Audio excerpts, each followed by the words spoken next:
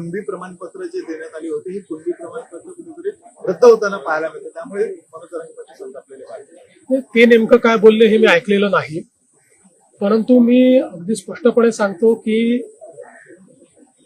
प्रमाणपत्र जेव्हा जात पडताळणी समितीकडे जातात त्यावेळी या जात पडताळणी समिती पूर्णपणे सर्वोच्च न्यायालयाच्या निर्णयाच्या अंतर्गत काम करतायत.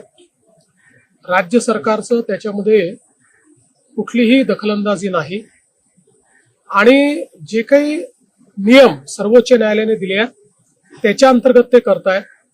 आणि केवळ म्हणजे आता कुणबी प्रमाणपत्र त्या ठिकाणी किती त्यांनी रद्द केले किंवा काय मला याची कल्पना नाहीये, पण मी आपल्याला हे सांगू शकतो की मोठ्या प्रमाणात वेगवेगळे जे काही त्यांच्याकडे प्रमाणपत्र येतात त्यामध्ये 10-12% रिजेक्शन हा रेट आहेच.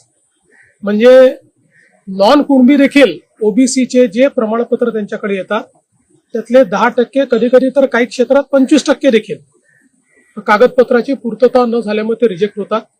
त्यामुळे काही जाणीवपूर्वक कोणीतरी ते रिजेक्ट करताय असं म्हणणं योग्य नाही.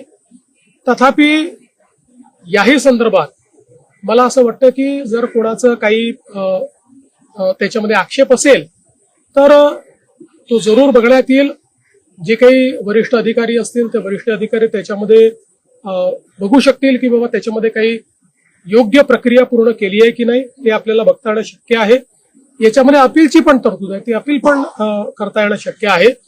म्हणजे सांगायचं झालं तर आम्ही सत्तेत आहोत, पण भाजपच्याही अनेक नगरसेवकांचे किंवा जिल्हा परिषद सदस्यांचे त्या ठिकाणी प्रमाणपत्र हे जात पडताळणी समितीने रद्द केले आहेत.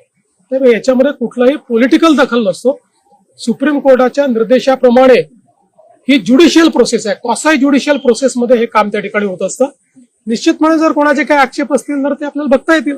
जरांगे असं देखील म्हणतात की मुख्यमंत्री आणि उपमुख्यमंत्री या संदर्भात सकारात्मक आहेत, मात्र मंत्रिमंडळातले काही मंत्री जाणीवपूर्वक आमचा घात करतात असं देखील म्हणतात. नाही, निश्चितपणे आम्ही मी एक गोष्ट निश्चितपणे सांगतो की कुठलेही मंत्री असं करणार नाहीत.